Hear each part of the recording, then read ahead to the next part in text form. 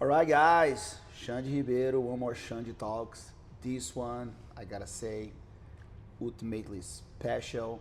It's been a while. Actually, since I started this playlist on my YouTube channel, I always wanted to get this guy. For you guys get to know him, you know what I mean. He's my calling him my mobility coach is an understatement. He became one of my best friends, one of my mentors. Every time I have any personal issue and things that I want to do in my life, and of course, he can talk more about his skills as a mentor under the Budokon system with you guys, Cameron Shayne. And don't forget your student, Okay. because my black belt was given to me by this incredible person. So I'm very lucky. I'm lucky to find, like you, found a new best friend. I found a new mentor for myself. I found a new teacher. So sometimes you get lucky, and I got a bunch of things rolled into one.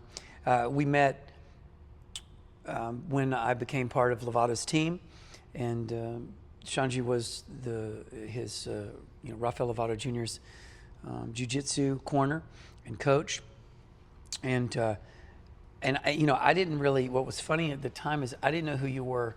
Mm-hmm. I think that's so funny, in my opinion, because when I came on to the team, I didn't really follow jiu-jitsu. Mm-hmm. I had been studying jiu-jitsu for a long time, very casually, but I didn't follow jiu-jitsu, competitive jiu-jitsu. I knew more about my teachers who had been, the UFC guys like at that time, Rickson and those guys. So I knew more of the fighting element of jiu-jitsu than I did the sport and competition. Yeah. Huh?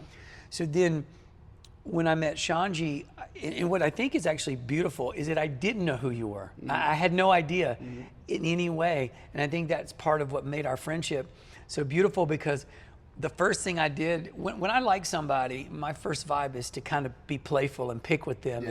And just pick. And I started picking with him. I could see other people were like, are you crazy? Like, why are you talking to him like that? But for me, you were just a friend, a guy that was my friend. And that's your style, you call yourself like a social breaking the rules. Yeah. How to say it? There's a name for that. Like you defy the commonness. Yeah, social interrupter. Yeah. Very interruptive. Yeah. No, like what happened was, I think Lovato, and we can go back to the story that I want to tell. I want you to know him more about, and then of course into the point that we got to meet. So what happened was, I have always been in the mobility world. I always understood movement. I always taught jiu-jitsu in a movement perspective. Because you met Alvaro. Yeah, Alvaro Romano was the first thing I did as movie, just running and climbing trees and being an animal in the Amazon. Is that how you met? How did you actually meet Alvaro? Through videos, and I think to the videos with him and Rickson. And then I really met Alvaro when I first came to the United States. There was a seminar of him during the Arnold Classic.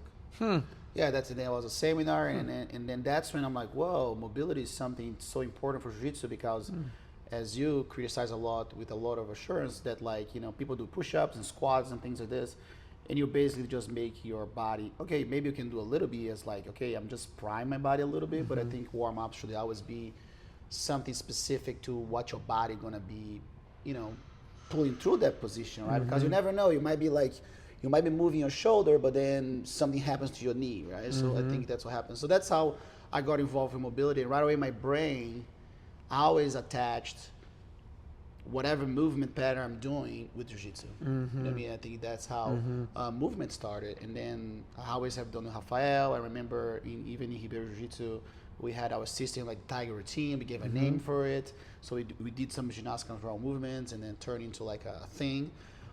Which, if I could interrupt, when you first came to Budokon, I was so surprised at how well you moved. Yeah. Because I was like, why is this guy we get there. doing it? Yeah, I was like, yeah. Again, today is about getting to know Cameron, and then we can do another thing about more educating guys into our Budokon system. So that's what happened. And then Rafael tells me, hey, this guy reached out to me, and look at his stuff. And I'm looking, I was like, wow. And right now, like I said, I see movement, like it's almost like when I'm, those videos when you're looking and you just see like a skeleton moving.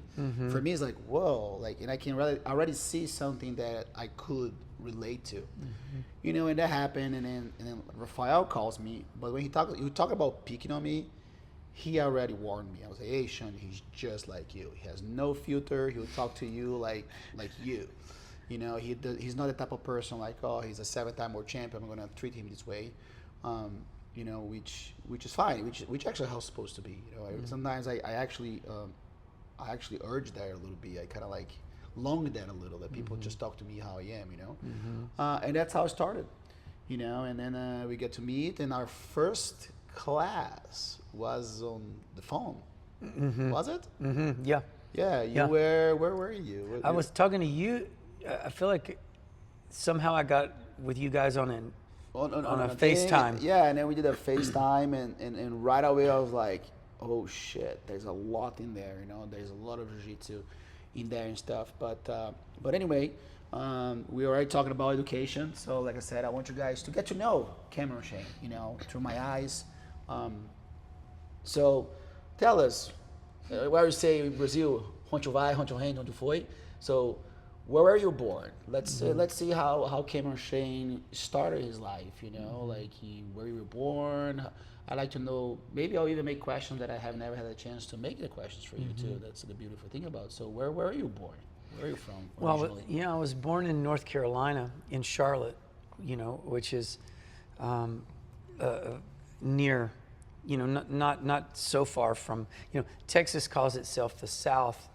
But really, when you get to the south of our country, you're talking about down.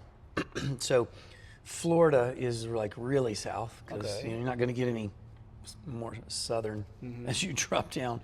But the coast, as it goes down, you've got the Carolinas, Virginia, Georgia, Florida, Mississippi, New Orleans. I mean, you're getting south. I think people are actually somewhat confused when they think of of Texas as south. It's not so much the south, even though it is. It's still the south of the United States from north to south. But and Texas definitely retains a lot of the qualities of the southern vibe, which is yes, ma'am, yes, sir. Etiquette. Manners matter, and I came from a place like that where manners matter. And then you were born there. Your mom and dad were there. Like you guys were raised. Was there any whole family came from there? Okay, whole family. Everybody came from there. So growing up, and then we always thought about like martial arts. Like how do you get into martial arts? And so growing up. I even had a podcast with Papa Lovato, and he's talking about bullying and stuff, like growing up in school, because I don't remember seeing pictures of you as a young child. Did you get to like, as a young kid going to school and going to the process, did you get to like going through some issues like fighting in schools, or you felt like, oh shit, I need to do something about it so I can defend myself? There was something going on there with your growing up? Yeah, I don't know why. I don't know why so many people have that story, but it is pretty common, and I do have it. But it was more influenced. I think my problem was my dad, my biological dad. My mom and dad divorced when I was a kid, and so they got divorced when I was about 10. But growing up with my biological dad was really difficult, because he grew up in a pretty rough way, rough part. So he knew no difference. He didn't know any different, right? He didn't know any different. He grew up fighting, and that was just the nature. Especially when he grew up in high school, segregation was going on, and desegregation was happening in the United States. Oh my God, okay. So there was. Schools were becoming desegregated. So what had been white was now becoming white and black, and there was a lot of there was conflict in some of these spaces. And my dad didn't grow up in a privileged neighborhood. Grew up around a lot of fighting, and you know, when places are rougher, there's more violence. As a, you know, fighting becomes a solution to problems. Solution to problems. Yeah. And so he grew up around it. He was much more comfortable with it, and I didn't. My nature as a kid was very. I grew up as an artist, so Okay. for me, art was my first love. So I grew up drawing and painting and creating art. And so How old? What age are you talking about? 12. very little. My mom took me to Oh, art wow. classes when I was a kid, and I just Okay. fell in love with art. So I thought I was going to be a graphic designer until I got a certain age, and I realized I didn't want to sit behind a desk all day, because it was sort of there's a choice. But before that, with my father, there's just the pressure of like, you know, I remember coming in and, you know, kids would pick on me because, you know, my nature, as you know, is, and you say this to me all the time, you're a hummingbird, you're a butterfly, you love everyone, you want to be friends with everyone, and that is true. That is how I feel. I love people. I love human beings because I love seeing something about humanity, the quality of humanity, which is a tenderness and a forgiveness and a care for others. I mean, I cry if I see somebody do something kind for another person. It touches my heart. So I'm very sensitive in that way. And I was really sensitive as a kid. So that was an easy target for a lot of people, a sensitive kid that was like socially open to, and hey, and you know, open to all kinds of people. And that's one of the problems when you're a very open kid, is that you're like, hey, you want to be my friend? Hey, you want to be my friend? Hey, and then people are like, fuck you. I mean, not good kids say fuck you, but you understand. It's more of that Brazil, they do energy, say that, that energy. Who are you? Why Yeah, why are you talking to me? What the fuck? Who you? Why are you? Or oh, this kid's easy to pick on, because I probably also had a pretty good amount of feminine quality to me too, which because as a boy I wasn't rough and like I was actually more soft and more you know, sensitive. Tender, yeah. So it'd be easy to pick on. Yeah, it'd be easy to find something vulnerable in that person. So, you know, I'd get in fights and my dad would be like, you know, you need to be tough. You know, my dad would try to like just tell me to like go, you know, go fight, go defend yourself. But I really didn't know how. I didn't, you know. And so I had this great fear in me, I think, as a kid of this conflict with my father, this fear of my father, this fear of not being able to, you know, defend myself. And so martial arts became really interesting to me because of that, because it was an answer. It was an answer to a problem. Okay. And like, you know, we're always seeking to, well, and especially a person like you or I, where because we're very intelligent and critical thinkers, we start thinking, how do I solve a problem? Not, it's just a problem, and it's, you know, it's more, it's a problem, solve the problem. Martial arts was a solution. And then, what age did you first walk into? Because, you know, we go into how he got into jiu-jitsu, which is a beautiful story as well. So, when did you first start your first martial art? 12. 12 years old. I told my mom and dad I wanted, for my birthday, I wanted to take martial arts. I had a guy at school named, his name was Billy Meadows. He was a really badass black kid that went to my school, and everybody knew he was a fighter and a martial artist, and he beat everybody's ass. And so I befriended him when I was a kid, and he was like, whatever you do, you can, you know, I do kung fu, but whatever you do, just don't do taekwondo. Okay, this is what he said to me. That's funny. This is what he said to me. Because you take, you know, take whatever, but So it's almost like, do you do gi or no gi? yeah, whatever you do, don't do gi, kind of thing, whatever. So I'm like, okay, I mean, I'm 12, you know. So I tell my parents, I want to do, sign me up, whatever. So my birthday comes, I get my present. I'm like, sweet. I open it up, and it is a gi. It's a gi, and I'm like, yes, for a taekwondo school. Oh no, bro, a taekwondo school, and here's why. Because it was the only one my mom and dad could afford, and it was well, know what I'm saying? That happens. It was what they could afford. because it was what was nearby the house. Okay. So I was like, what is this? Can't do this. I was, what is this? I'm like, I can't, and I'm like, I'm like, oh my God, I only said one thing that you couldn't get me. One thing. And so they're like, well, take it or leave it. If you want to take martial arts lessons, you know, take it or leave it. And I was like, oh my God. So I go to... Did you talk to your friend? I cannot remember that conversation. Okay. I cannot remember that conversation. I can only remember going To Taekwondo. to Taekwondo for my first day. And I got lucky because the two young men that were teaching at this school, which was not a school, it was a kids' daycare center Oh my God. that they transformed at nighttime into they cleared the space and they made it into a Taekwondo school. Well, that's how a lot of jiu-jitsu schools were. Anyway. I know. Yeah, I can see the struggle. So that was it. Paul and Dan Harmon, they happened to be Taekwondo champions in the state. They were excellent. They were really good fighters. So they're like fighting Taekwondo. They were tough. They can do stuff. They could fight. Taekwondo, like the stance and the movement. Yeah. And it was old school Taekwondo, Yeah. like Chuck Norris Taekwondo, Okay. the kind where you fought. It wasn't Yeah. the Taekwondo of where we think of kids getting, they're doing and they get and they get a belt because you kick this yourself was for this real. was this was actually called, it wasn't even called Taekwondo, it was called Budokon. So it was an old version. It was one of the kwans. That's where they had schools. Kwans were schools. So it was one of those versions of the school. So they they were really tough. And so I got lucky that I got to be under the tutelage of these guys. They were like you and your brother. It was just two brothers, just like that, exactly like that. Okay. And they became my best friends my whole life. They're still my best. They're still two of my best friends.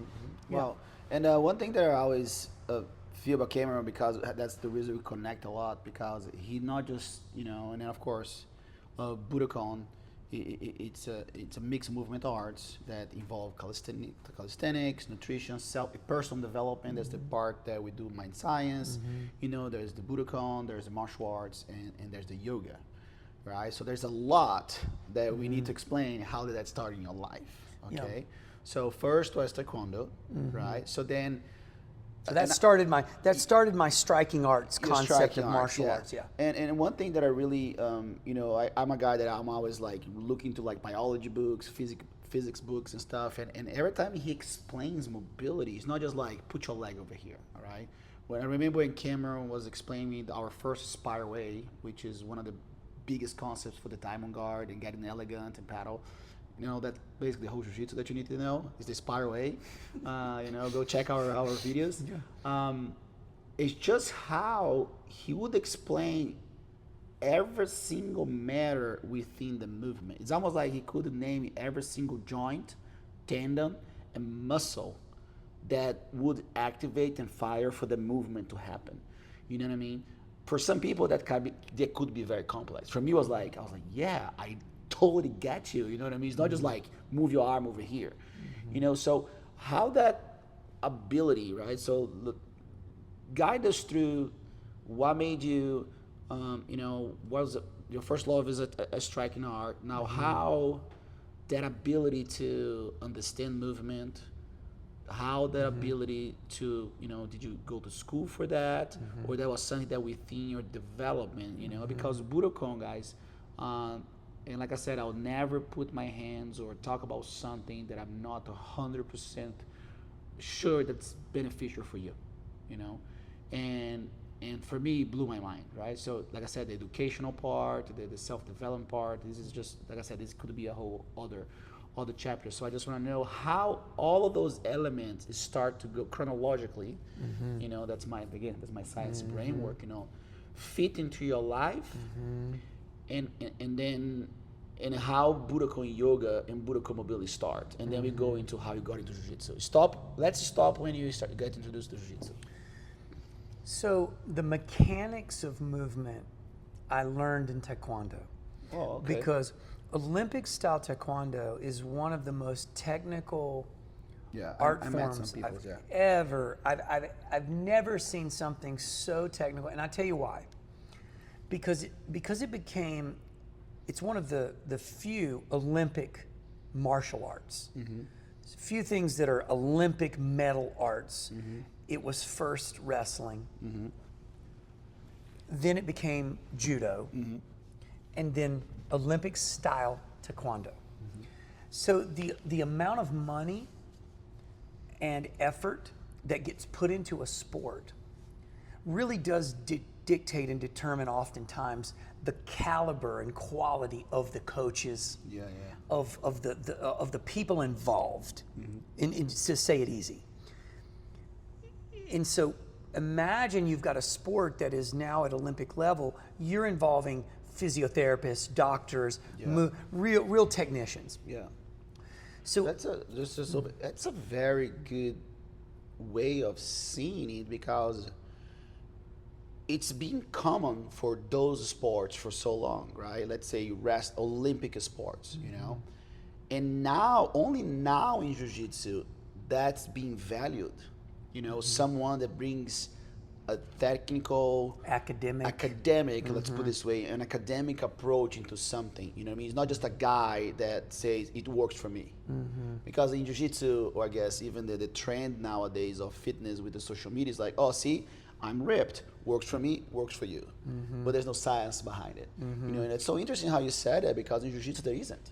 You know what I mean? But, maybe we're the pioneers. It's coming.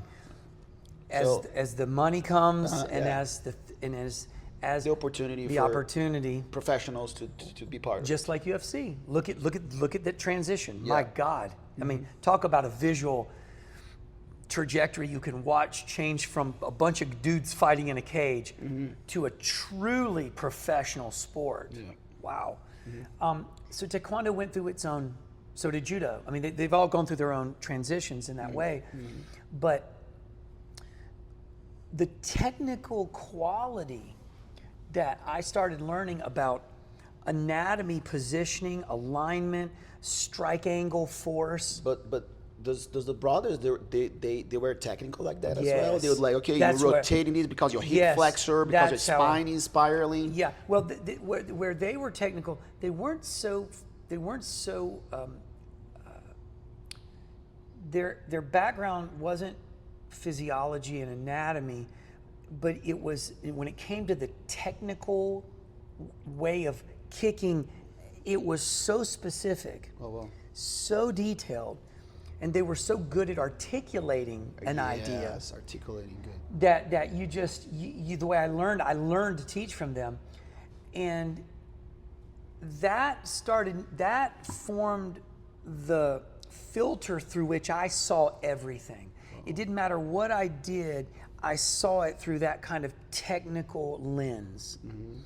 So I understood that everything was broken into phases. And so if you had a round kick, it wasn't a round kick, it was 5 different phases of a movement that got to the finish of the round kick. And that's how I saw kicks. So that's why I'm a very slow learner. If you teach me, my problem is I don't learn 1 to 10, boom, I go, wait a minute, what's 1 again? What's 2? What's 3? What's 4? And it makes me very slow to learn, because I can't learn very well 110. I have to go 1, 2, 3, 4, 5, 6. So my brain shuts down because I don't have 1 yet. And I want to get 1 perfect. Now, here's the thing with me. If I do 1 perfectly, like once I get the perfection of the path, I become I don't lose it. It doesn't go anywhere. Oh, by the way, your top little hip today, that was aggravating me. Oh, excellent. Thank you, Coach. Keep going. All right. You have little breakthroughs in life. You have to celebrate little breakthroughs. So I was, because you just adjusted that on me. So I was trying to really see the world as a technician and a mechanic. Like, what are the details? So then, from Taekwondo, I started being exposed to different art forms, whether it was boxing or Muay Thai, but I hadn't met Jiu-Jitsu yet. But these other art forms, and then I got introduced to yoga. And I saw yoga the same way. I was like, oh, wow, look at all this technical movement.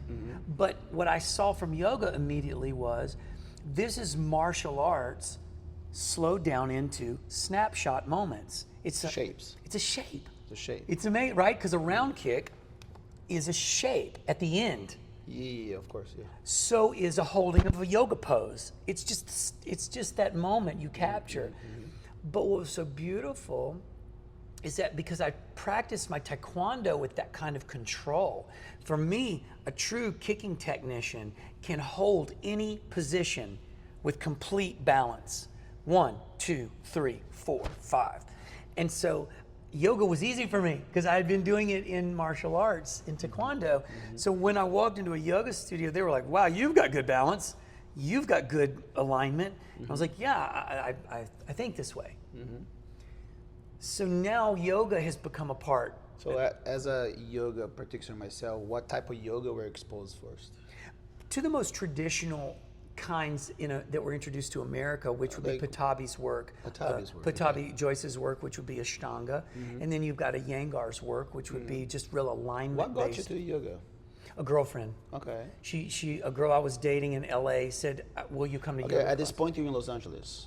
I'm living in LA. All right, so just open a little wonder that. So you're in North Carolina, you start to learn Taekwondo, you graduate high school. Correct.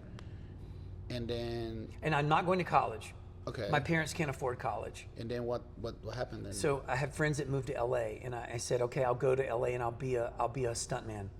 Did you get to play that? I did. I worked on Rush Hour, remember? Okay, yeah. Yeah, that's how I got to Rush Hour. And I worked on Rush Hour 1 and 2. Yeah, so make sure you tell us a little bit like where you at. Right. Too, you know? Okay, sorry. So I moved to North Carolina. I moved to LA with some friends who go there, who are musicians. Okay. And I live with them. And we're all there together because we're all from Charlotte. Okay. Jonathan. How did you get into the stunt? So I get to LA, and I have mutual friends. J.J. Abrams, who was a Taekwondo U.S. team member. Yeah, it was interesting because Taekwondo, there's a lot of stuntmen in Taekwondo. Yeah, exactly. Because it's visually so beautiful, Yeah. it works for film well. Yeah. So JJ and those guys were part of Junchong Taekwondo was where I first landed, got a job, and I started working with these guys because they were all part of sort of coming out of Junchong, and they were they're breaking into the film business. At that same time, I was connected to my first student when I was training athletes was a guy named LaRon Ellis, NBA basketball player.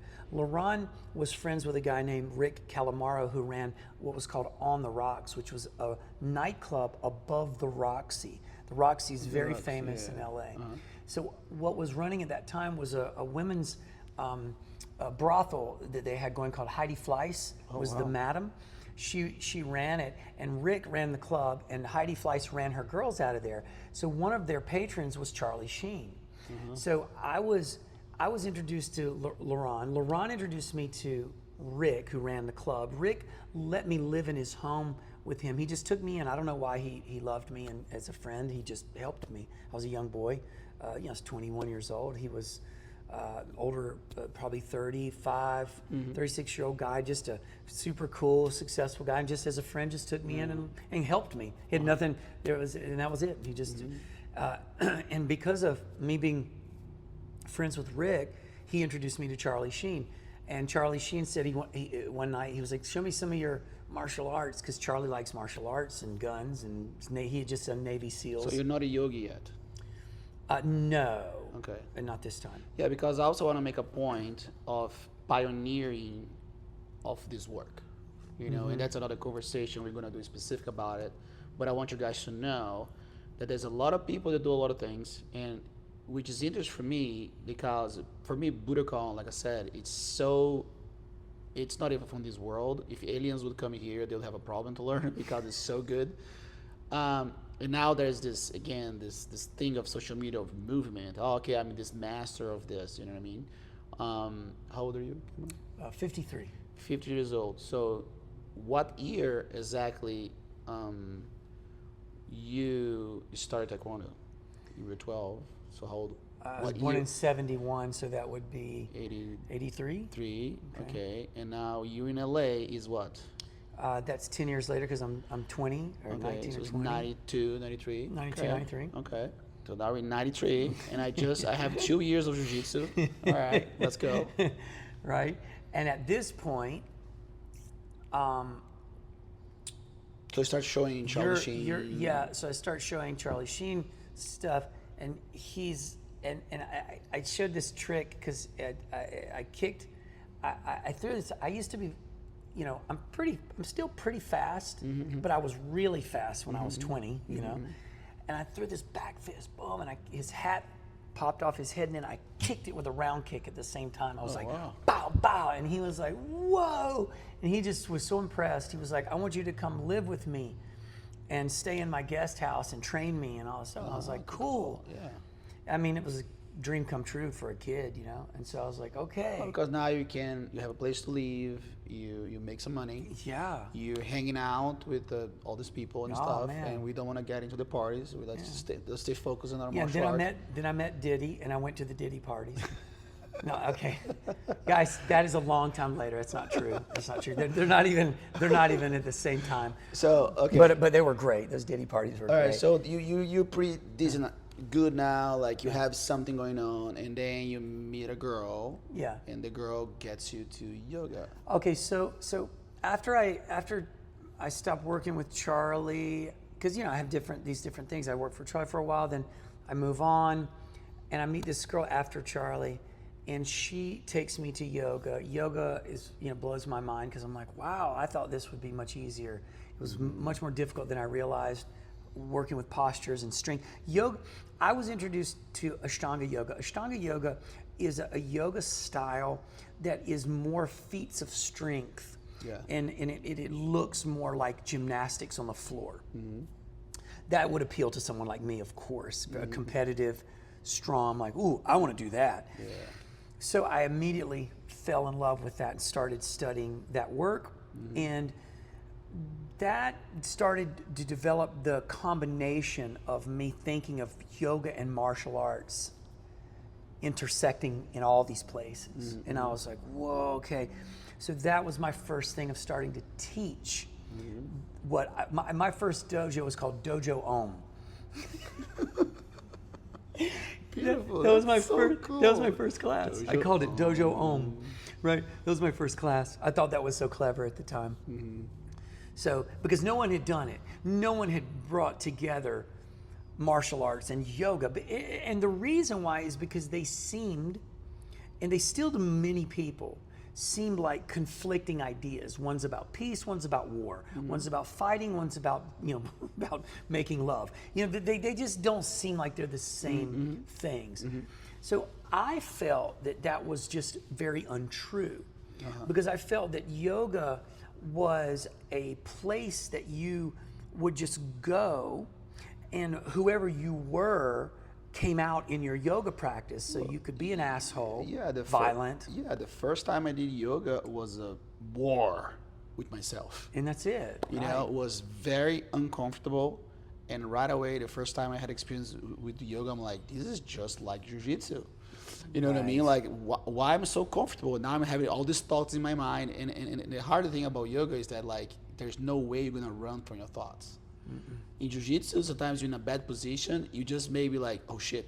You don't think about anything else, right? In yoga, like, oh shit, oh my God, that bill. Oh man, you know, I broke up with my girlfriend. Now you have all these other a lot of time. So if you think about yoga being at peace, no, yoga brings war 100%. inside of you, that stillness that you have to perceive or stay, because now you have to breathe through it and anything else.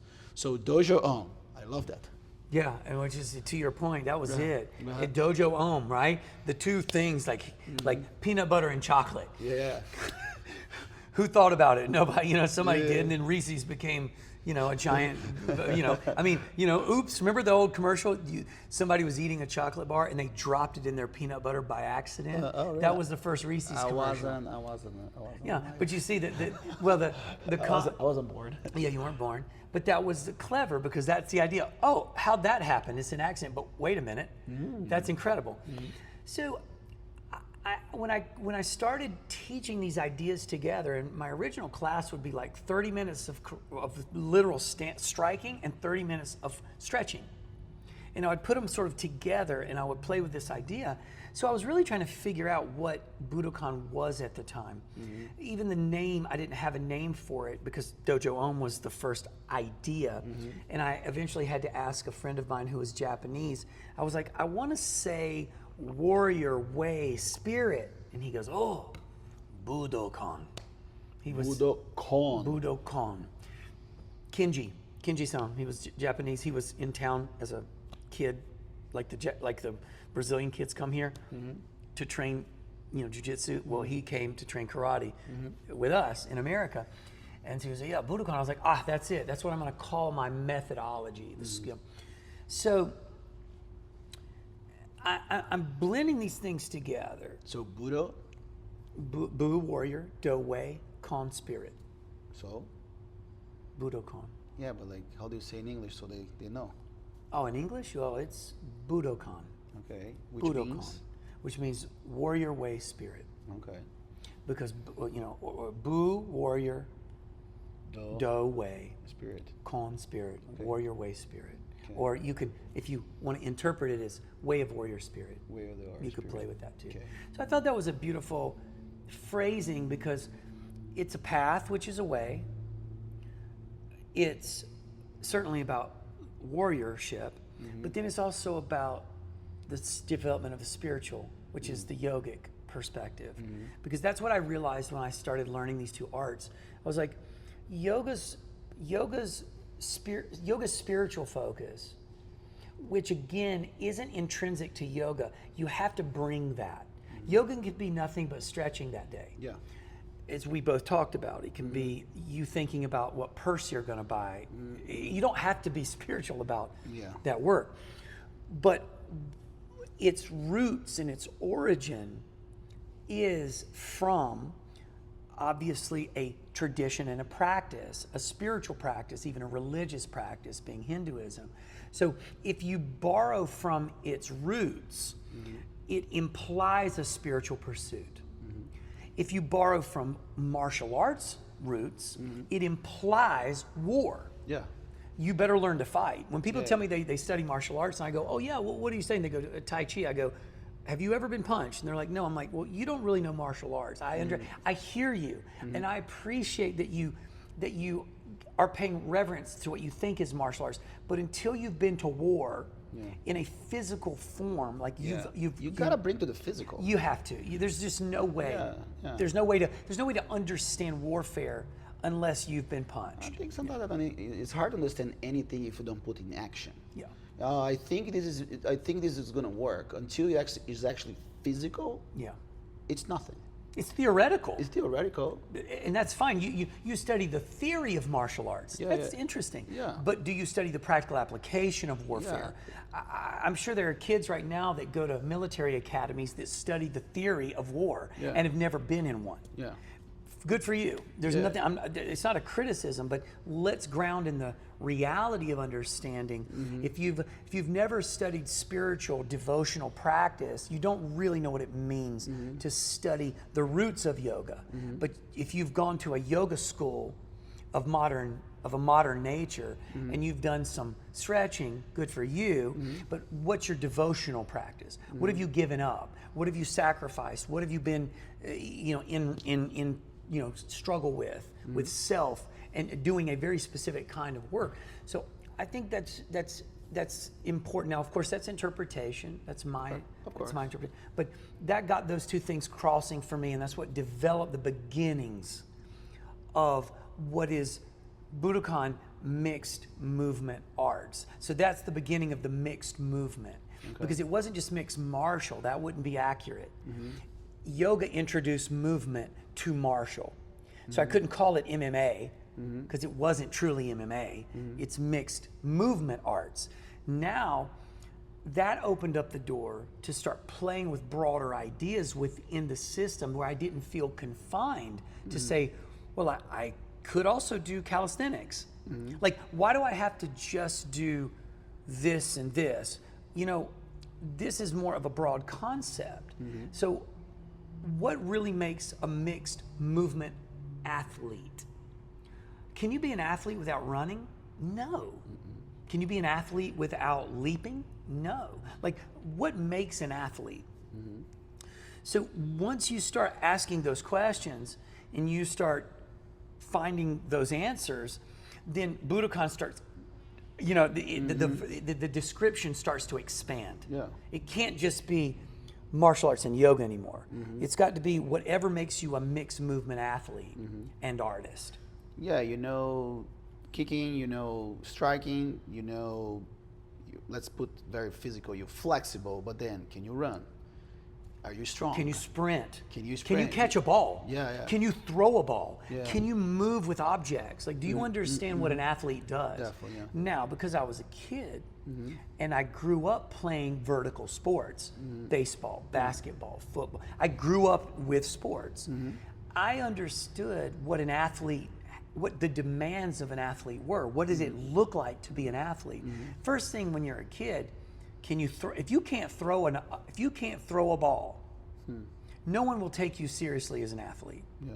Not in Texas, not in North Carolina, not where we made Michael Jordan. Like, if you can't throw you know what I mean? Yeah, if you can't throw a ball, whether it's a baseball, a basketball, a football, if you can't throw a ball and catch a ball, you're not even an athlete in American definition or terms. Because somebody would be like, even now, if you told somebody you're an athlete, you go, what are you doing? You go, you play soccer. They'd go, that's not true.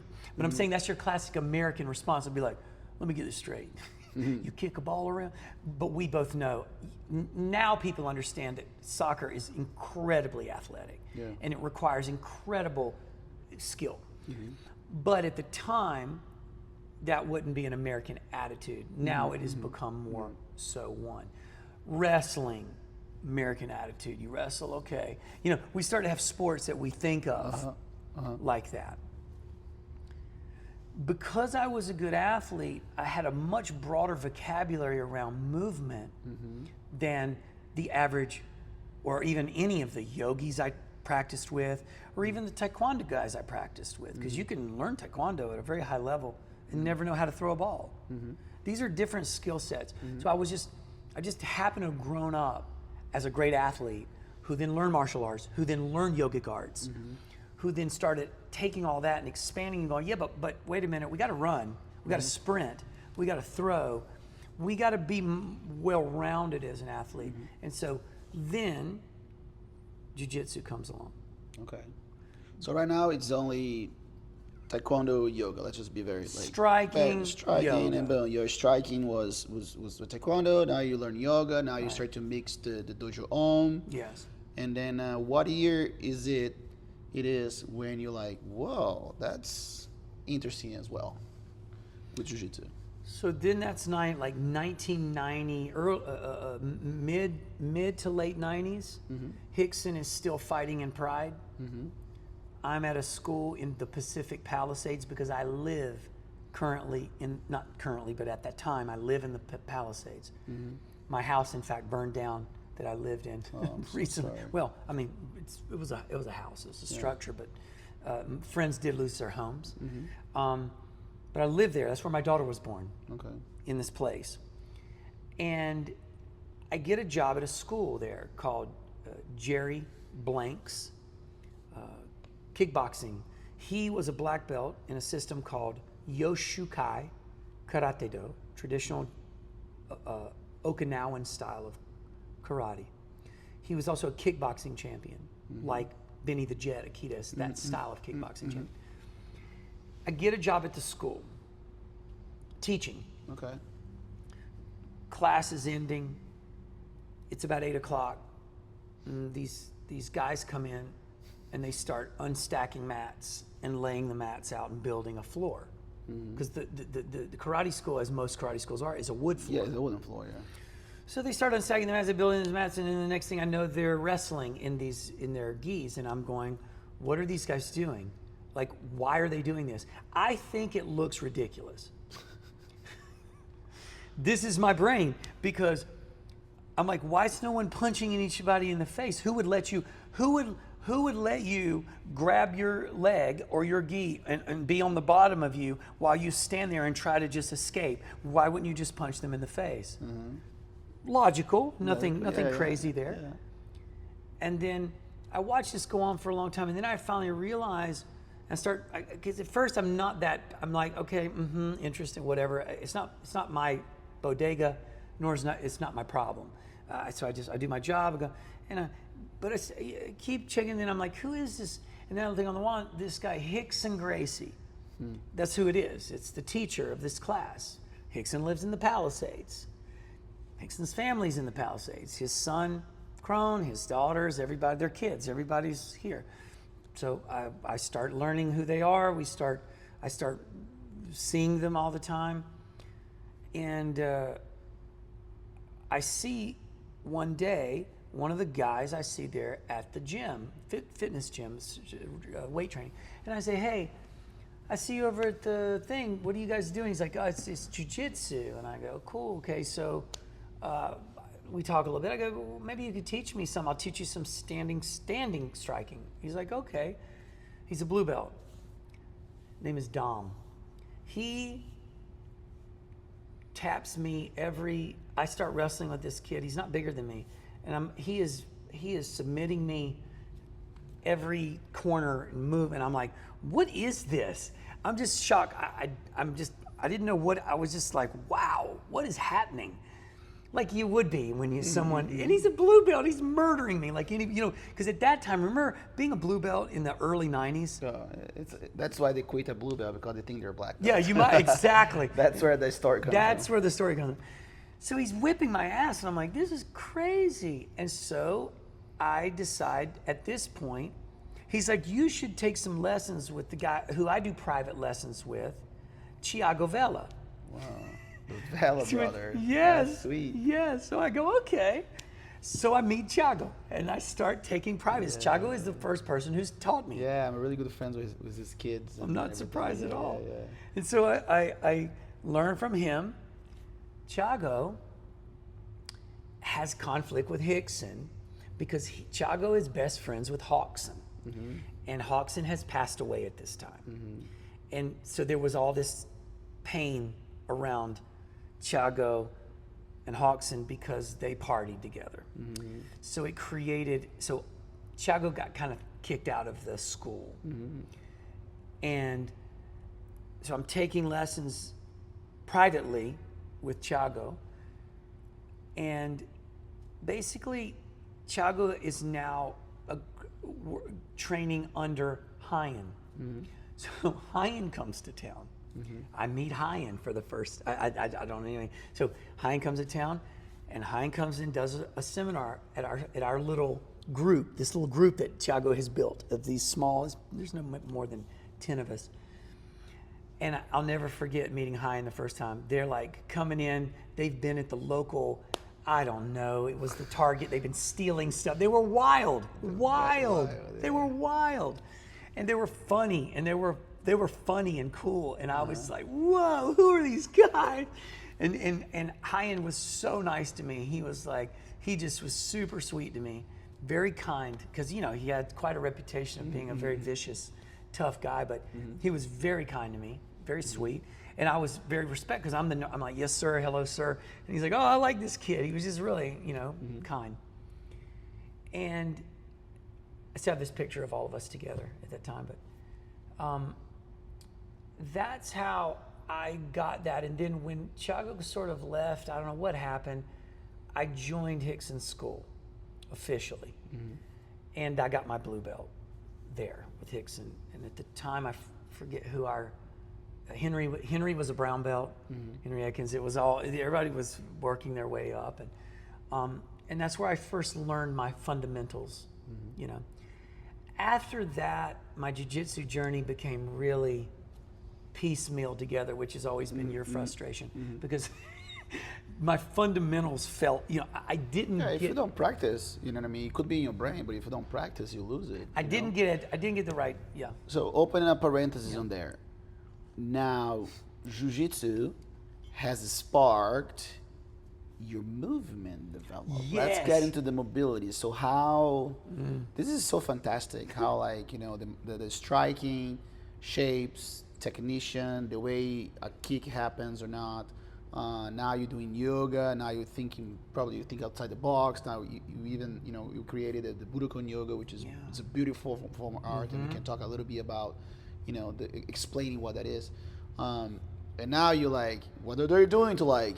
There's something to it. So how does that sparks your ability to construct and deconstruct movement to create Budokon ability? Right. Well, now we've moved from martial arts that's about hitting an object and avoiding being hit to controlling an object and avoiding control by that object. So we've moved into a new plane of movement in conversation. It's really different when you think about tennis as I hit a ball to you, you hit a ball to me. Football, I throw a ball to you, you run, I try to control you. Each sport has something unique about the way it behaves. So jiu-jitsu introduces a new way of thinking about combat. It's wrestling in its own form, but with submission. So that's unique.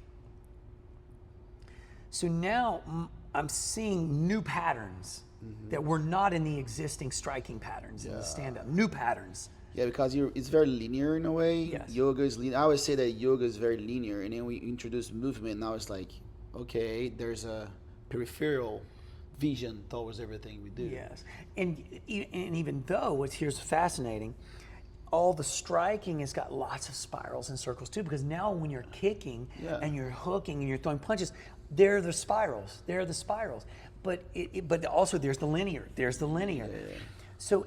But then the ground introduces itself, and you start to recognize all these unique patterns, and then yoga still exists in its own place, because yoga is again a very slowed down, reduced. The movement is reduced to just a trickle of water, where jiu-jitsu feels like a hose is running, or MMA feels like water, versus yoga that feels like boop, boop. Like meditation feels like boop, boop. So the difference in how these things are experienced is so unique. Now you can turn jiu-jitsu into like slow the water down, speed the water up. You can play with those as you know, of course. And you teach that a lot. Okay, bro, slow, hey, tranquilo, oh, bro, calma. So my experience then goes, whoa, this is yet another way of understanding patterns and leverage and application of movement. So now I've gotten yoga introduced. So think of this: yoga introduced me to flexibility and calisthenics. I learned calisthenics through yoga, not through bars and gymnastics. Because remember, as a kid, I was already an athlete and I was already playing parkour, quote unquote. Parkour didn't exist. What we called it was jumping over things and landing on things. So as a kid, I was already doing acrobatic things. I was flipping, jumping, swing, boom. So when I got to yoga is like holding handstands, pressing. Because the traditional Indian yogis borrowed from the British acrobats when the Brits came over and occupied India, they got exposed to British acrobatics. See, guys, do you know that the yoga had the British influence? Oh, well, so all the crazy contemporary yoga, you're doing, for sure. It's contemporary yoga. Contemporary yoga has huge influence The from British. The Brits. The Brits. So because the yogis at the time were trying to popularize yoga as a physical form of exercise in India. So they knew that young boys were attracted to that kind of movement. So the British came to India and tried to change yoga. Well, no, in all fairness, no. The Indians borrowed. Whoever at the time they said it was Sri Krishnamacharya who actually popularized the practice at the time, because he had been commissioned by the royal family at that time to teach and spread yoga throughout India. And apparently he had borrowed some of these constructs, because there was no formulaic yoga at that time. There was, in other words, the yoga we now know is very much a formula. It's a vocabulary. Yeah. Right? And you learn it passed down like a vocabulary. It wasn't like that in the beginning. Yeah. There were no, it was, you know, just a mishmash. It was a hodgepodge of different things, and basically it was being made up as it went. So his version, what was brilliant about Krishnamacharya's work is that his ability to, basically, if you want to reduce it to an idea, to write a song, to arrange, to compose techniques together, and then create what became popular, because his two students, Krishnamacharya, his two students were Pattabhi Jois and B.K.S. Iyengar. Those two guys then spread down. So much, I'd say 99% of modern Western yoga is a derivative of either Ashtanga or Iyengar's work. But of course there are exceptions. You know, Bikram created his own sort of system of poses, and there are other poses that were more based on seated, like Kundalini style work. So there are different practices, but that's not the point. Okay, yeah. So let's go back to mobility. Yes. I'm introducing my questions because, like I said, those things I don't know. You know what I mean? Like I said, usually I tell people in these conversations, I start like getting too deep into like technicalities, and there's things that I don't know. But like I said, I'm like, oh my God, we could do like 10 different it's talks. a full conversation. Yeah. So mobility, all right. Yeah. So when do your formal mobility? I don't even call it that, by the way. Okay. At the time, which is ironic, I don't even use the word mobility. I have no name for it. At the time, it's just Budokon. I'm just teaching. I'm starting to teach these movements.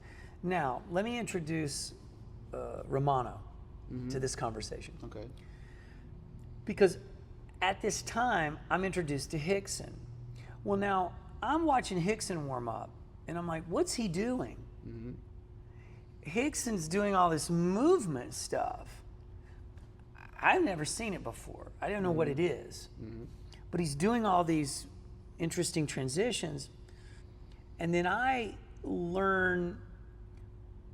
start, now I'm a student of Rickson's, but nobody's really that close to Rickson. I mean, I'm just some white belt kid from, I'm not that, So I have his the DVD. I have, Choke. I have I'm buying VHS. Or excuse me, VHS, not DVD, VHS. So the VHS, I have the things, and I'm watching his beach routine and all that stuff, and that's what I'm copying. I'm copying what I see Rickson do, and I'm learning this whole thing. Then I'm in London. This is, I don't know, years. Now years are passing. So this is like, let's say in a 5-year time span. Now I go to London, and I'm at the London Fitness Expo, because I'm teaching there. Because at this time I've developed myself, because in LA, I've been hired by Courtney Cox, Jennifer Aniston. I'm starting to work for all of these big A-list movie stars as their teacher. I'm teaching them Budokon. Oh, wow. They're training with me. So officially, when did you officially first called Budokon? What year this was? That was in probably 2001. Okay, 2001. Before that, it's Dojo Om. It's this idea. It's not formulated. So Budokon is a 6-degree black belt, because I'm going to be a 6-degree black belt this month. And I got my black belt in 2001. Oh, fantastic. Yeah. So at the same time I got a name. Okay. So at this time, You in London? I'm in London because, again, I've started building a reputation as a guy who's training movie stars. Okay. So now fitness expos and things like that want to have you there. This is Jennifer Aniston's trainer, and he's going to take everybody through a class. So I start down this road. And there's Alvaro Romano. He's also presenting at the Fitness Expo. Yeah. Okay? And I see him doing his thing. And he's doing his routines, whatever these routines are that these sequences. And I'm like, oh wow, okay, that's cool. It's kind of like what I do, but kind of different, kind of like we are doing something similar. So I go up to him and I'm like, hey, now again, no one's heard of him in America. He doesn't exist in America. So, but apparently he's known in Brazil. So I go up to him and I'm like, I introduce myself. I'm like, hey, my name's Cameron. And I was like, man, I wanted to kind of talk shop with him, because the way I felt at the time was, we were two teachers, presenters, and we were both really known in our fields. I didn't know him, but I assumed, given our position, imagine you're at a jiu-jitsu escape, one of these things you do, and a fellow jiu-jitsu teacher is there and wants to talk shop with you. And it's like, he's also there as a presenter for a reason. Yeah, of course. You would think. Yeah. And we didn't really know each other, but the only thing he wanted to do was sell me a VHS. This is a true story. He wanted to sell me a VHS copy of his workout. And I was like, hey, I'd like to do that. And he's like, oh, and I thought he was giving it to me, but instead he charged me for it, because he brought it over, and I was like, oh, cool. And he was like, and then he was like, okay, that's 19, whatever. And I was like, okay, because I thought we were just going to talk. But I was very impressed with what he was doing, but he didn't take me seriously at all, which is totally cool. I mean, I don't hold. I'm not making fun. There's nothing to make fun of, because it doesn't change who he is. He's very good at his craft. I was very but I thought it was funny that he just thought I was a kid over there, like, hey, how are you? And then he's like, here's my DVD, kid. Also, you talk about 2001. Probably English is a better year. You know what I mean? Maybe so, but he wasn't rude. Yeah, And he wasn't being a dick to me. Yeah. It was just funny exchange, because he couldn't speak good English. You like my work? Oh, you like my work? It is. No, give me $20. Yeah. And I was like this. I got a VHS tape, and I'm $20 less short. And I'm like, okay, that wasn't what I wanted to happen. I always thought that was a funny story. So that's how I first met him. And that's actually one and only time I ever met him, actually. And then after that, I started learning a little bit about who Orlando Connie was, and the stories, and sort of like where Rickson got his movement, blah, blah, blah, blah. But I just went back, and I just kept developing my work. And that was, so he was doing his thing over there. There was another guy at the same time named Scott Sonnen. I don't know if you remember. He had something called, I forget the name of his practice, but he was also developing something from Russian Istema that had also similar ground movement components. So there was Alvaro, there was Scott, there was me, and we were kind of the guys at that time who were building these ground component style practices where they were not the combat specific practices, but they were the complement to it. His was Russian, his was from the Brazilian, and mine, I'll be honest, my influence, which came from Rickson, which felt like Rickson's was, I didn't really see Rickson doing what Alvaro did. He did something different. He was doing a lot more wrestling style. I'm not really sure, but there was some crossover moments. But I started going, okay, seems to me like what we're studying here is animal locomotion, crawling somehow. And so I started studying zoo animals crawling. I was studying apes, their gaits, and then I went deep into, which you might not know this, but there's a pretty big world out there of academic nerd world around locomotion, how animals move through space and time. And there's a whole world of people that study this and study the gaits of different insects and animals and humans and apes and relationships, and then they use that work to talk about healing the human body, because somatic therapy. correct. Like, do you not see how our gait is off, how we're misaligned, how the hip is higher on one side, the shoulder this, how the myofascial work, like with Thomas Meyer, which he wrote a very influential book called Anatomy Trains, which was the discussion of connective tissue and myofascia, which is the white tissue that runs over the muscle and causes the muscle to sometimes wrinkle up or crimp because it gets locked into position and has to be worked out. And that's where Rolfing comes from. Ida Rolf developed the method of going in and pushing that tissue apart. It's very uncomfortable because it's like taking your skin and going like this and working that myofascial layer long. It's like a t-shirt, because if this crimps up and then you go like that, that's what they're trying to do to the myofascial layer. Even today in the world of like physiotherapy, fascia is the new thing. Which is not the new thing, which is the irony. Everything's so, it's all about trending. And now, myofascia, I'm like, guys, the guys, they've already talked, this has already been a conversation. It's already been discussed. It'd be like in 20 years if somebody's but what's in VHS now is on social media. Exactly.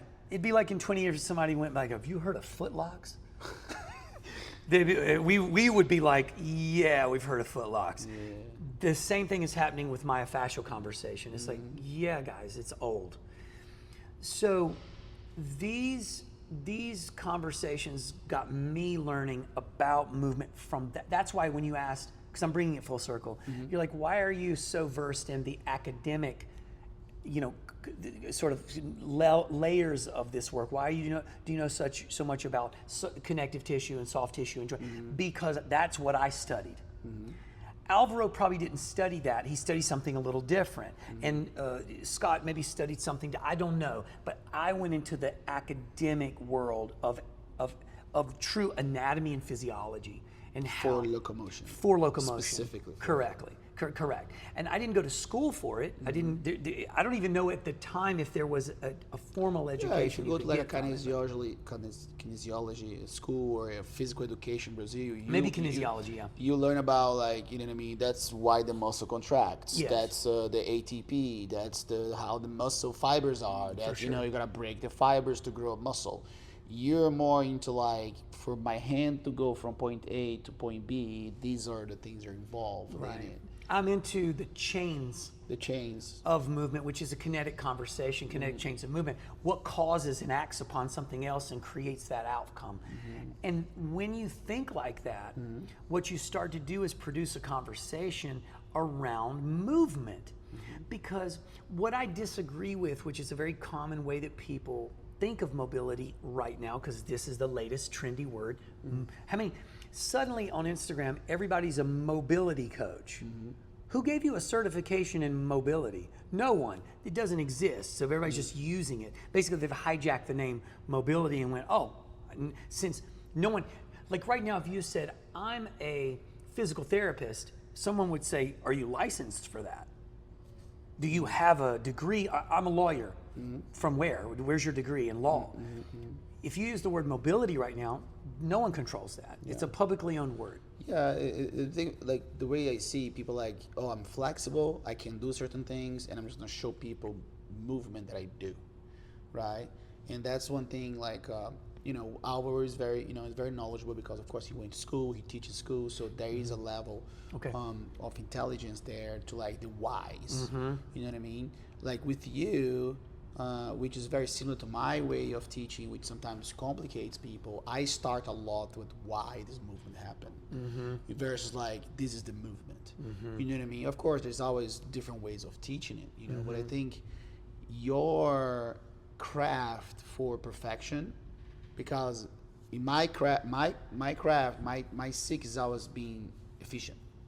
How can I go from point A to point B without wasting any energy?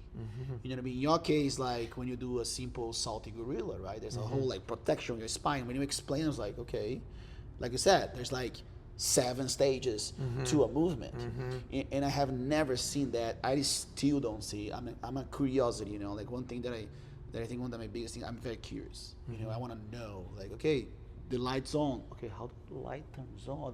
There's a thing that goes there, and I'm like, well, why the lights are coming to this? You know what I mean? And I think that's what impressed me the most with your work. So now you have the mobility, you know, and then what happened after Los Angeles? Like, you know, because I met Cameron in Miami. You had the Budokon University in Miami. That's when I first really got mind blown. You know, and that's a funny story with us, right? Like, we're doing a camp for Rafael Lovato's one of his fights, right? That was the first time we got connected. So how the Budokon Academy started from that point. Now you're like, let's just fast forward. You got all influences with Alvaro Cani, you developed the work. Now Budokon is an established system, right? So how did you get to Miami? So at this point, I decided to leave Los Angeles because Budokon has developed itself, and people are now asking me if they can become teachers of my method. I never predicted that, nor did I plan for that. So I was a little bit kind of confused. How to make that into something to pass it on. One thing, because one thing is teaching people, other thing is teaching teachers. Yes. And that's a huge responsibility. Same thing with Jiu-jitsu. You know, like for me, what I do with Six Blades is the same thing. Like I just teach people, but sometimes if I have to talk to a teacher, the conversation has to go deeper. Yeah. Has to be way more academic. It's not like, okay, this is how I do a move. Well, I do this move, and that's why I do this move. That's when you do this move. Yes. You know? And this was what I thought was interesting is at that point, I'm like, okay, I've got to figure out how I'm going to do this with integrity, or I'm not going to do it at all. Yeah. Because I never planned for it that way. I didn't produce a product. Yeah. And I was like, I'm going to scale this product. I never thought about it that way. I was like, Budokon is something I use to teach people and make my living off of. Yeah, I think what happens today, our way, let's put like in a philosophical way, our way, which is self-development, which is the spirit, is what we believed in, turns into a product. Yes. And the difference between the way and the product is, like you said, is a beautiful way to put it, is the integrity of it. You know what I mean? How much you're willing to sell yourself for the dollar. Yes. To go away from the integrity. And I tell you what, Cameron, he's very much like me. We're very soft, but once you're there to learn, it's tough love. You know what I mean? That's my style. And it has to be, you know what I mean? Like tell my guys, you just say, guys, if you can't handle me being a little bit of an asshole on the mats, if you're on the street being emotionally challenged, it's not going to happen. You know, and in Cameron, like I said, he's the sweetest guy in the world. He's almost like, I was like, who are you? You know what I mean? Because he goes like, what are you doing? Like, and things like that.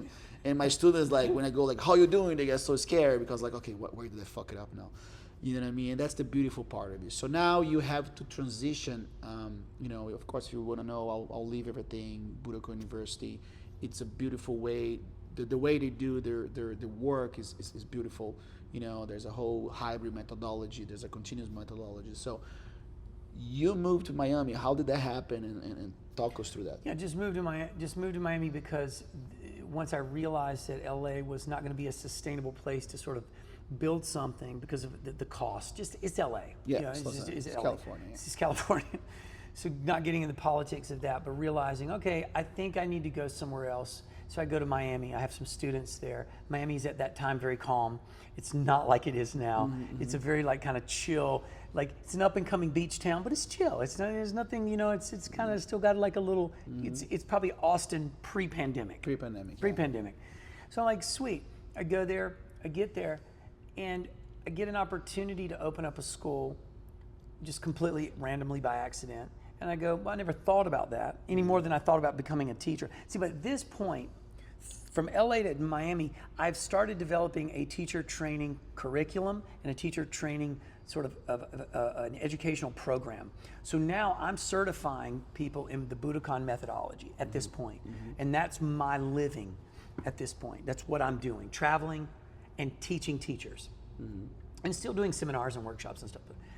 But what's interesting is the yoga community was the only community that embraced me. The martial arts community did not like me.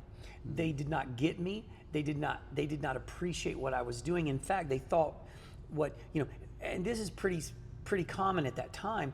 Yogis thought martial arts was violent and it had nothing to do with yoga, and they would not have anything to do with it. Martial artists thought yoga was gay and feminine and soft, and thought it didn't belong in the world of martial arts. Yeah, and which is beautiful for you guys to know. I'm one of the pioneers in jiu-jitsu to really talk about yoga and mobility, and whatever is trending, not putting a little bit into my, try to feed my ego, but like, I learned kettlebells first time in 1999, and I always adapt that into jiu-jitsu. Yoga, 1998 was the first time I get in contact with yoga, and I'm like, fuck, this is jiu-jitsu. And I have always respected that, and I have always told people, we need to do those things because they are, congruent, like you said. And movement with Alvaro all that now, time. And now movement, now we're doing these movements, and people are like, what are you doing? Why are we not doing squats and jumping jacks and push-ups? I'm like, because that's not what we're doing. You want to do that? Go outside. Go do calisthenics. Yeah. Go do something different for that. But for jiu-jitsu, we are specific. We make our body primed to withstand any violent twisting by any angle that you may have to it, right? Yeah, and let's talk about for a moment the concept of priming. Priming is a really interesting idea because when you prime something, you prepare it. So to prime a joint is to prepare a joint. Yes. For what it's about to do. To condition a joint is a little different. Yep. So like, any kind of squat, weightlifting, kettlebell, like that's getting the joint conditioned. But to prime a joint is mobility work we do because that gets blood, hydration, liquid into the joint, and right, and it gets the connective tissue, which is myofascia, ligaments, tendons. It gets all that pumping with blood. Once that blood gets in there, now that guy can behave in its full potential. Yeah, because conditioning, matter It's of fact, is breaking a tissue to grow, to withstand, to inflame, basically. Correct, right? correct. To grow it, yeah. And if you look at the whole conversation now about taking ice baths after, which I have always, when I first started thinking about like, well, but if I'm working now to break my muscle, it creates inflammation. Why am I now stopping the inflammation to grow? Exactly. Now there's a whole study that you shouldn't take ice baths after, unless you want to do it, of course. Right. But scientifically speaking, it's something that diminishes your ability to grow. No doubt. You should do, your first thing in the morning to just wake up and then eat something amazing, right? And maybe say there's nothing to do with being physical. And it's a very interesting point because if you do a squat and a push-up, you're actually doing something physical that's maybe made. I'm just going to speak in a very odd, simple language. You're breaking a tissue to grow. Right. Versus when you do a mobility, you put in oil. Right. That's it. On your car. Yeah, just squinking some oil into that joint. Of course, there's tissue breaking, of course, because there's some sort of like muscle activity in there. But that's it. You're oiling the joint. Yeah. And you got to think about joints. The oil is the synovial fluid between the two bones. But the connective tissue that runs and supports the bone, which would be in this case the ligaments that keep the bones together. And then the tendon which is the quad that becomes tendon and anchors to the bone, it helps it do that. Those guys right there, they need to be conditioned to handle 10 time under tension and weight load. But that's got nothing to do with are they ready to do active things. One is, can they handle an active thing? Two is, are they ready to do it? Those are different conversations. And you know how Americans are. If an orange is good for you, well then 10 must be amazing for you. And that's how we got ice bath after everything. Well, if ice bath's good for you, it must be good for you after sex. It must be good for you to wake up. It must be good for you after you eat a meal. I mean, it's like, it's insanity, of course. So, okay, we're in Miami. Now we have the Budokon University. Yes. So we're running a school now. Okay. And now people are coming. Students are coming. And the school is actively teaching. And then I'm on, and now I get a UFC fighter, Josh Bergman, who reaches out to me and says, hey, I want you to teach me yoga because I see you teach a combat style yoga, a yoga good for combat. And I said, hey, yeah. So I start teaching him. And now he's like, cool, I want you to be my corner. So I start working with him. And then I'm studying him, his next fight, and he's fighting somebody that Lovato is fighting. And that's how I find Lovato. I go, I see this guy, and I go, he's fighting Lovato, and I go, who's this guy? He looks like a spider, giant spider fighter. And I was like, this guy's so interesting. Spider fighter. Yeah, because you know how he, and like this, and he's kicking, and he's kicking you, and I'm like, what is this guy doing? And I don't know anything about him. I don't know who he is. I don't know that he does jiu-jitsu. But then I'm like, I'm like, man, I bet I could really help his mobility game because, you know, I bet I could do something. Sorry about that. Sure. I bet I could do something.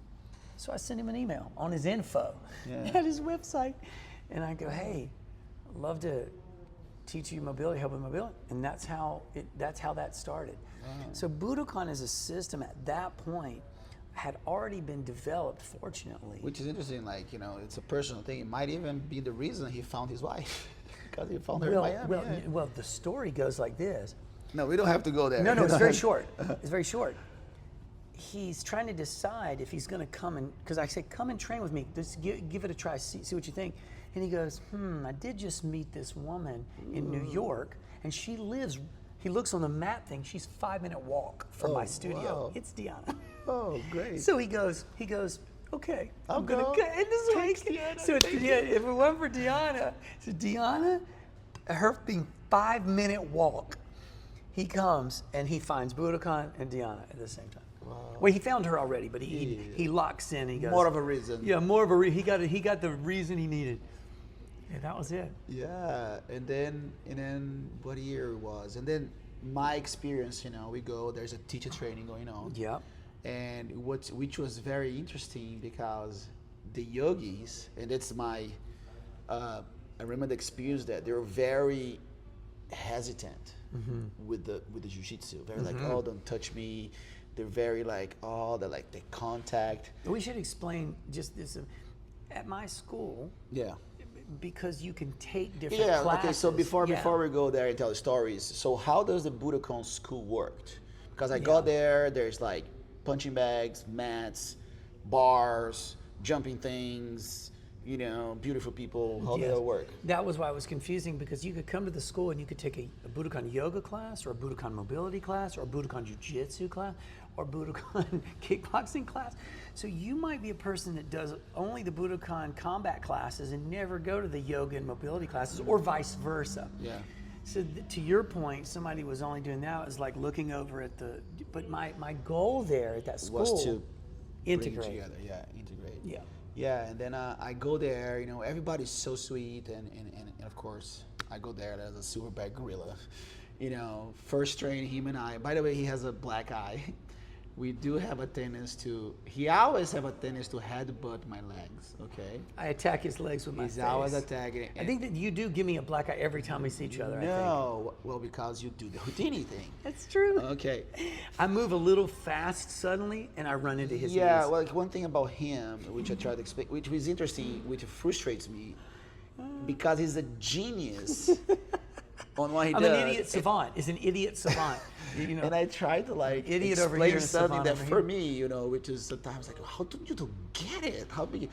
But the thing about Cameron, if you look even like the way we talk now, he always like closes his eyes, and now he's training. He's like, no, because I want to feel this. But like, yeah, there's a lag right there. If you close your eyes, you can't see it. I used to stare off. I'd be passing the guard and I'd be looking up. And in jiu-jitsu, I teach a lot of head position, right? How like you have to, because we were talking about, right, which is beautiful, because our shadow jiu-jitsu, you know, help Lovato here, it's you in the floor, so your head has to be in a certain position to balance, right? Yeah. To do a flip, my head is here. I'm doing a crawling motion.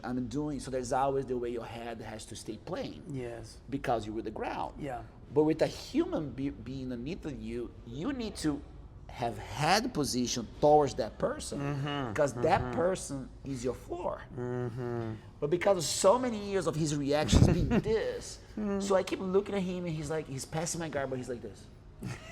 Like, what are you looking at? I'm like, where are you looking at? He's like, oh, okay. You know, he goes back, and then there's always this, Because I'm trying to feel the pressure. Yeah, but you places. need to look, exactly. or at least have the energy, you know, your crown chakra needs to be fighting. So your intuition and your crown chakra needs to be looking and putting pressure on that. But I'm much better, right? I'm much better at great, for sure. So I think last training day, he tries to jump over something, hits his eye, boom, he has blood on his eyes now.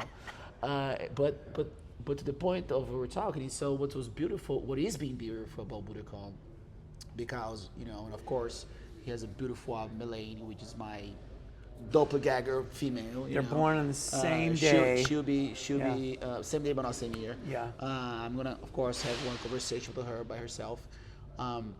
You know, there's this whole thing, even Milane also too, like she's been training, Cameroon is running everything, so his jiu-jitsu, I could see like, well, but he's a jiu-jitsu guy here.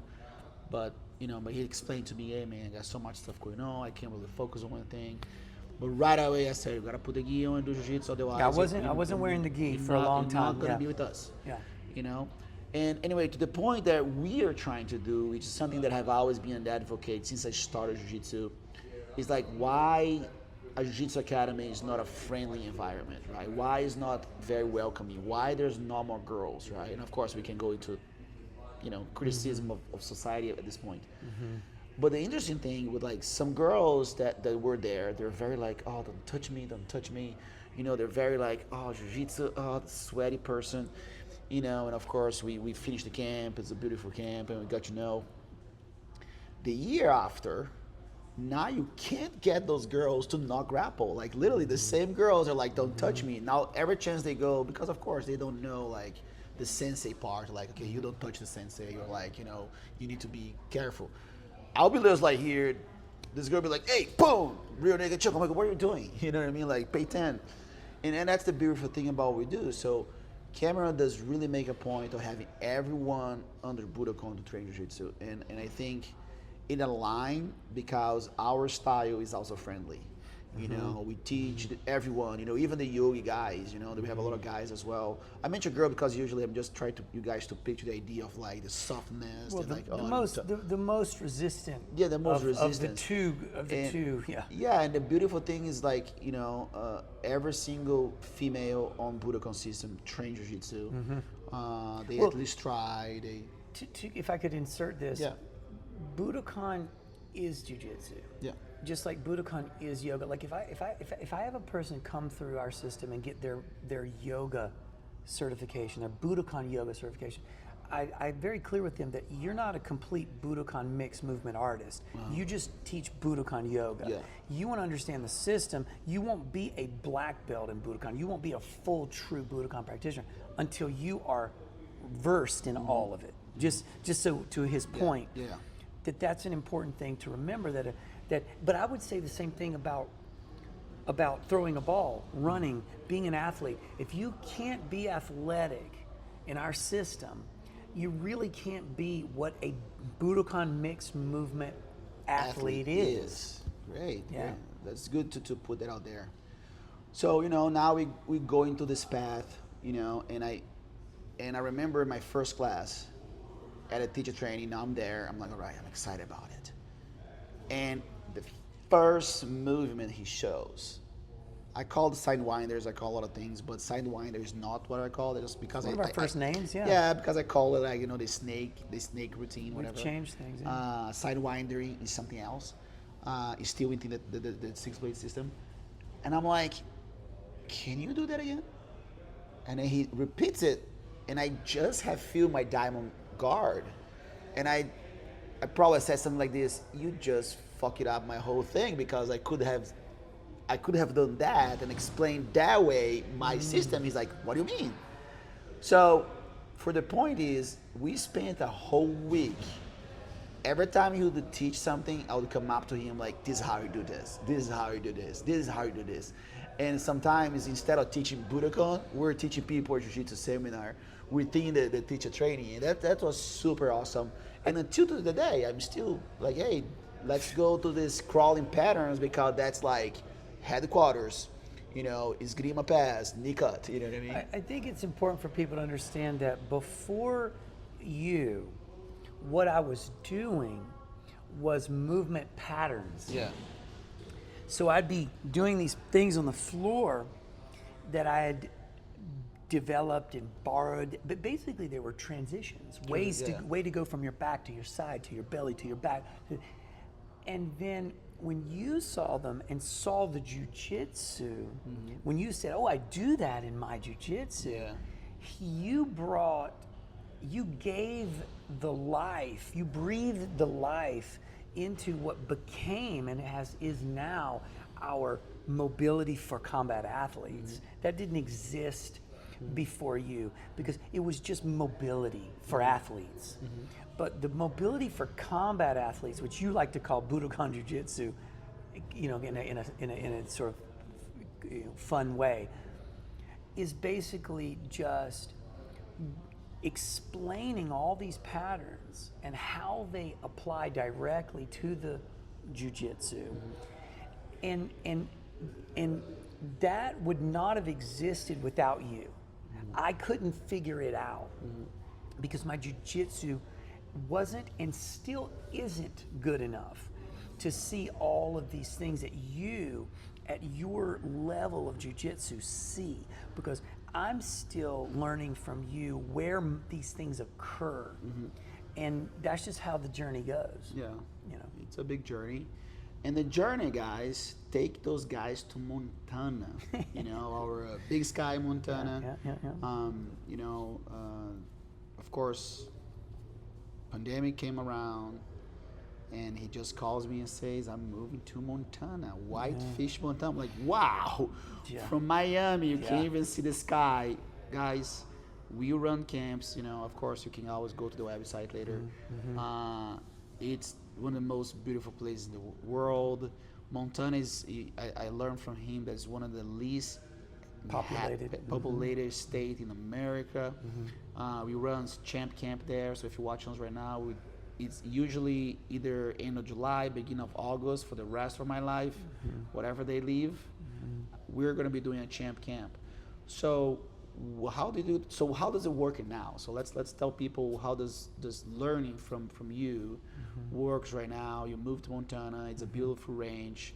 There's a glamping. There's the houses. There's a commune. There's a garden. There's food. There's beautiful people. There's nice people.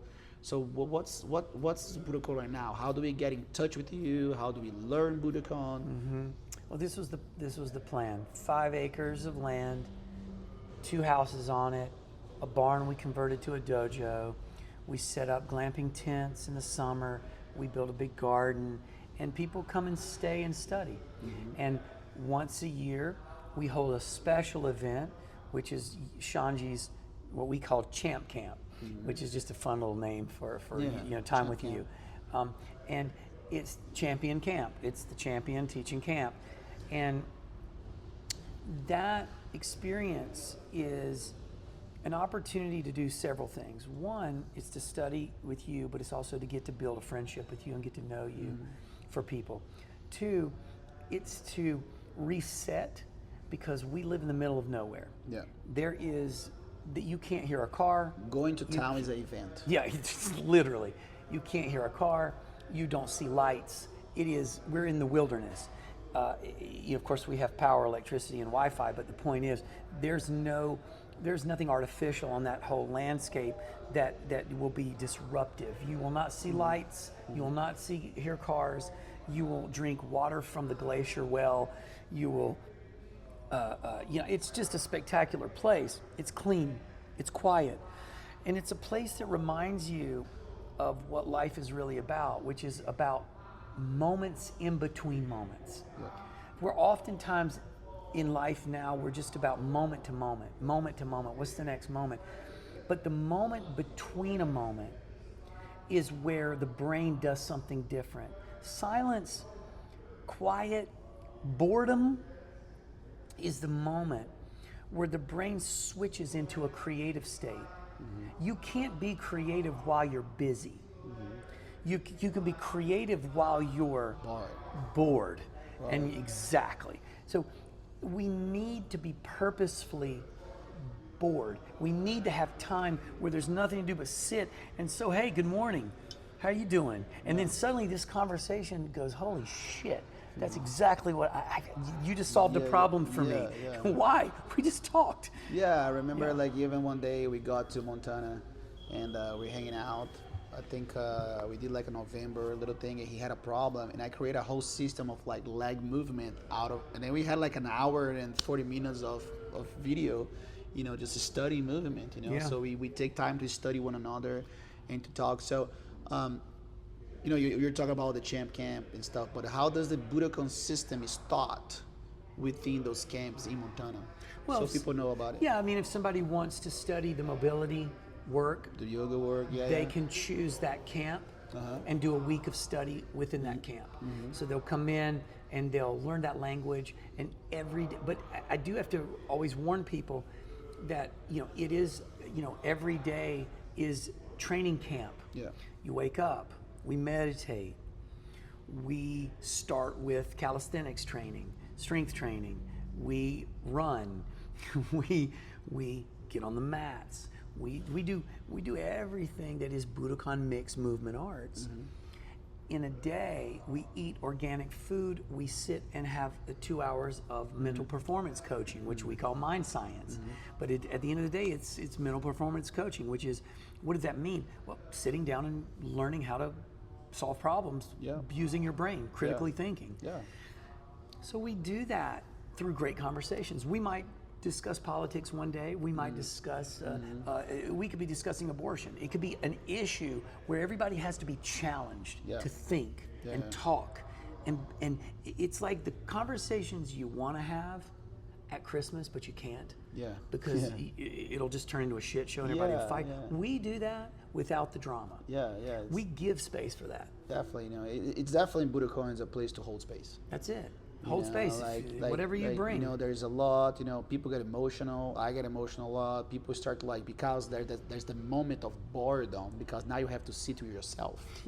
Stillness doesn't exist anymore because the world of today, what's next? Well, some people are driven by that, you know, but what about just stop and appreciate, like I'm sitting with you here and I'm just like, I saw like an eagle coming out that way, like, you know, it's just beautiful.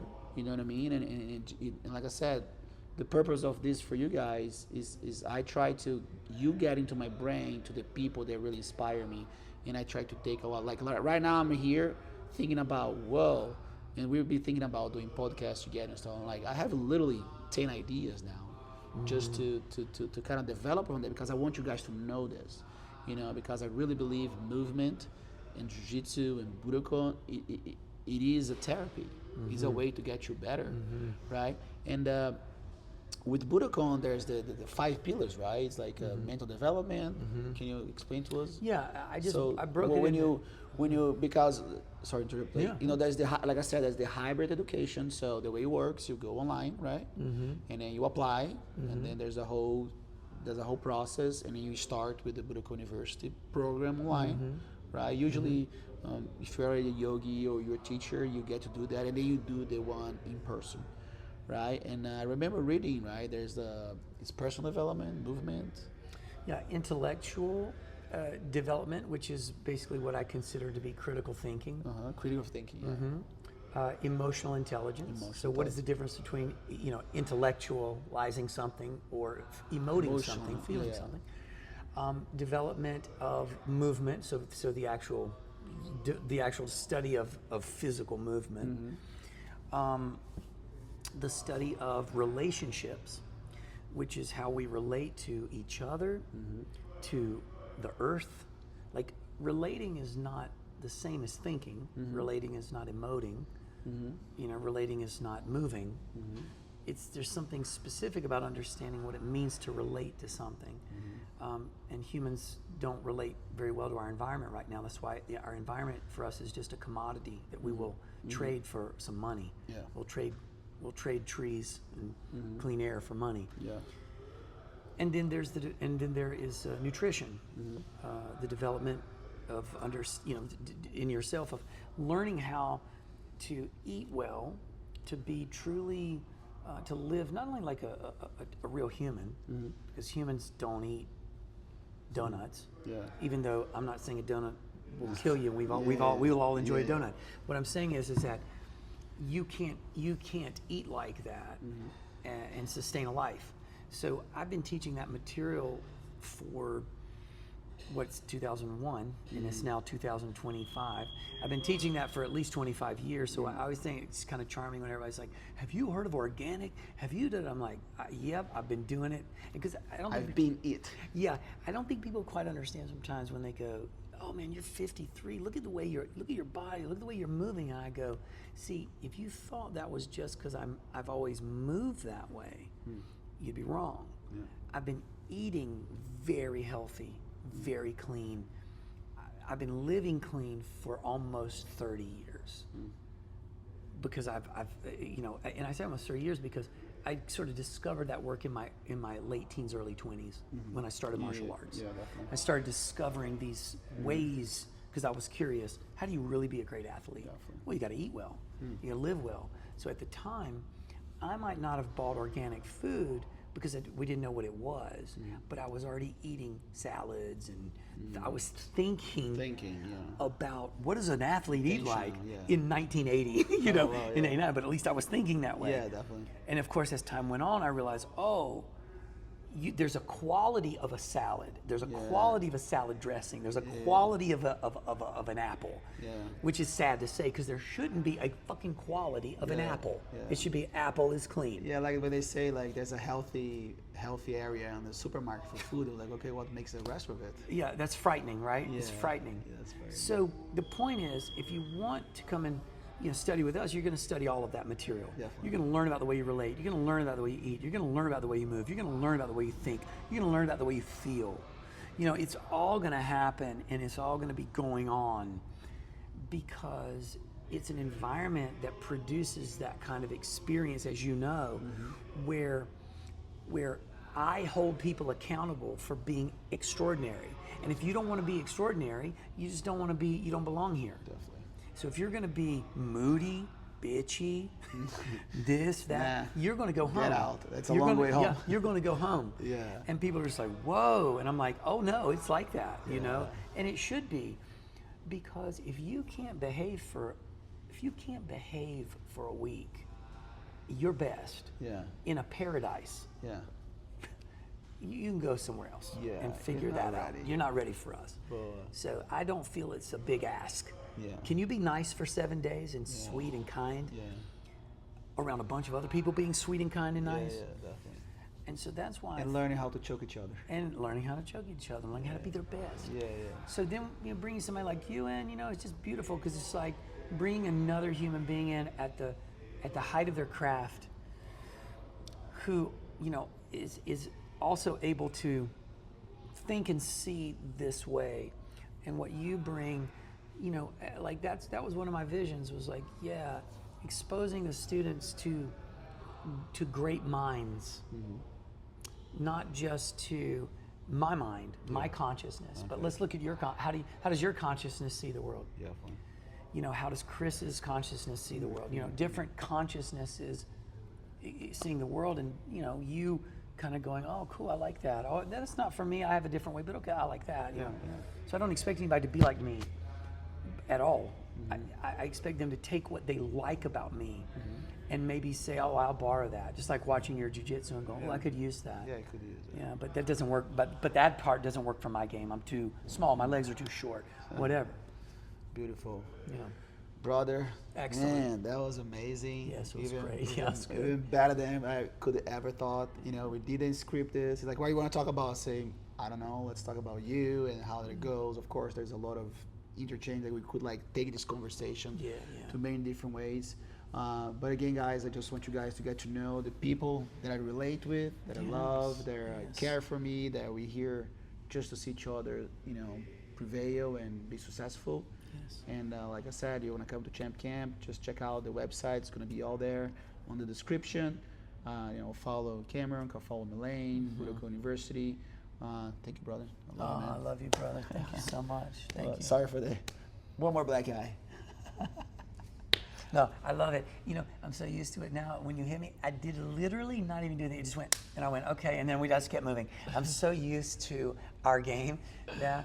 But, guys, the one thing, I do want to end on this. I think the one thing that I've learned from being with you is how to be a student again and have your teacher expect the best out of you.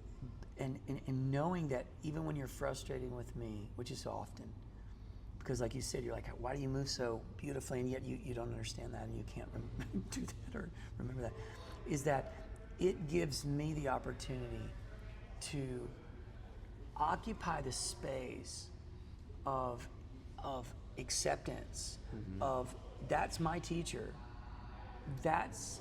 It doesn't matter how he's talking to me. It doesn't matter what he's saying. Like these are irrelevant. Can I hear the message?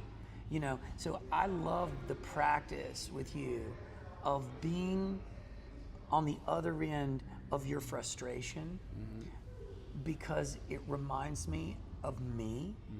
And what I really want for my students is to be the best. I love them so much that I get pissed that they're not there yet already. Yeah. And that if anybody gets a chance to study with you, that's what they need to understand, is you've got somebody here who wants so badly for you to be great that their only disappointment is you're not great yet. Yeah, you're not and that's yet. it. Yet. And that's it. Yet. Bro. That's it. All right, brother. Thank you. Boom. Us.